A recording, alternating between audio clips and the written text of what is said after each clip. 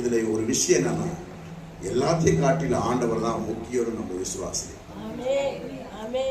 எனக்காக தான் அவர் அடிக்கப்பட்டார்.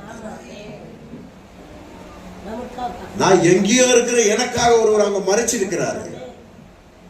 ஏன் எனக்காக அவர் மறிக்கணும்? ஏன் என்ன மீட்கும் பொருளா வந்திருக்கணும்? ஏன் என் மேல அவ்வளவு பிரியம் வச்சு யாரும் தெரிய அவர் ஒருவர் மறிச்சிருக்கிறாரு? எதற்காக?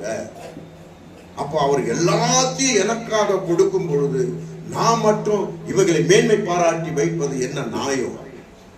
எல்லாத்தையும் அவர் ஒப்பு கொடுக்கும் பொழுது இவை மாத்திரம் அல்ல, பரலோகத்தில் இருக்கிற தேவனாகிய பிதாவுடைய மகிமையும் நம்மிடத்துல ஒப்பு கொடுக்க அவர் வல்லவரா இருக்கிறாரு. மகிமையில கொண்டு வந்து நிறுத்த.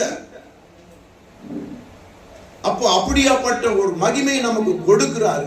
ஏன் எவரோ ஒருத்தர் இறங்கி வந்து எனக்காக எல்லாத்தையும் பெற்றுக் கொடுத்தேன்னு சொல்றாரு.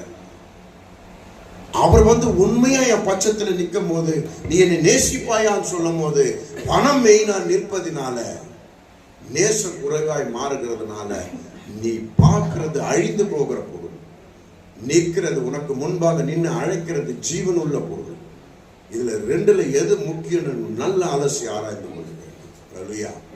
இந்த உலகத்திற்குரிய ஜீவனை பெற்றுக்கொள்ள வேண்டும் என்றால் நித்திய ஜீவனை இழந்துருவான்.